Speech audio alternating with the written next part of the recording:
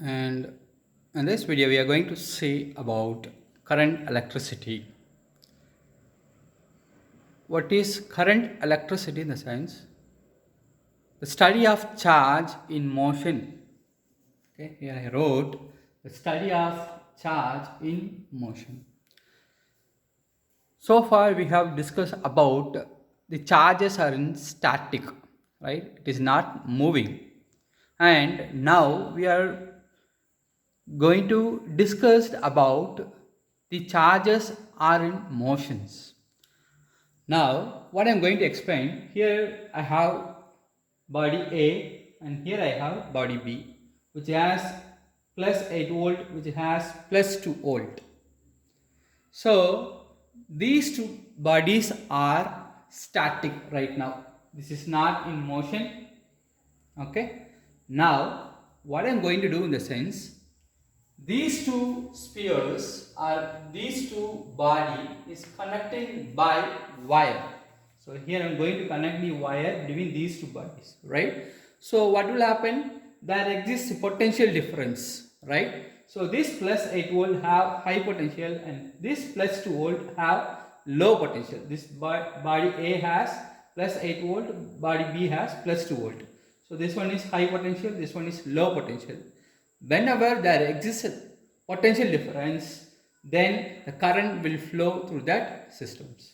So here I wrote from this body B, that is it has a voltage of plus 2 volt, from this body to this body electron will move, and from body A to B the conventional current or current will flow. So the direction of current will be from 8 volt to plus 2 volt, that is high potential to low potential, it will flow. And the current flow exists when there is a potential difference. This is the condition for flow of current in a circuit. And we can define the current I, the symbol is I, we can define as the rate of flow of charge carriers. This Q is called charge and this is called time. And we can write the rate of flow of charge carriers is called current. And what is this Q? Q is charge, right? So how we can write in the sense, the Q is equal to N into E. So N is number of electrons, E is charge of electron. And the charge of electron is 1.6 into 10 to the power minus 19 coulomb. So this is the current equation. I is equal to Q by T. And now we are moving on to this diagram. Now moving on to this diagram. Yes. So here I have one battery. This is positive terminal and this is negative terminal, right? The current flow will from positive terminal to negative terminal. And here I connected one conductor.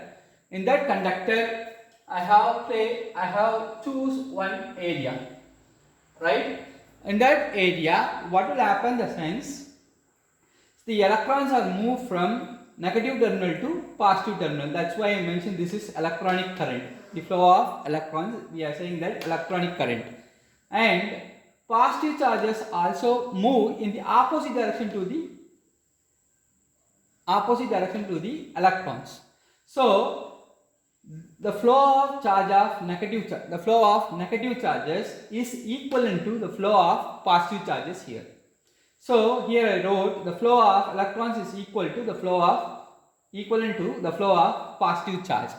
And remember that this conventional current or current is always opposite to the flow of electrons. And these charges are moving, right? Yes. The motion of the charges is not constant in each and every process. And the charges are varied with respect to time. Then what we can write in the sense, I is equal to Q by T is a general formula. Then we can write I is equal to dQ by dt, because this charge is variable with respect to time. That's why we are saying that this charge is not constant. This is varying with respect to time. So the current I is also defined as dq by dt. Then how we can define 1 ampere in the sense I is equal to 1 ampere in the sense the rate of flow of 1 coulomb of charge. See here we wrote q by t, right? What is the essence of charge? Coulomb. 1 coulomb of charge is passing through that area per unit time, 1 second. Then we can say that that is 1 ampere. And this current is scalar quantity, is not vector quantity. See, don't assume that here we are indicating the arrow marks, right? So it has direction. Don't assume that it has direction, but it will not obey the laws of vectors laws. It cannot obey. That's why this current is, we are saying that as scalar quantity.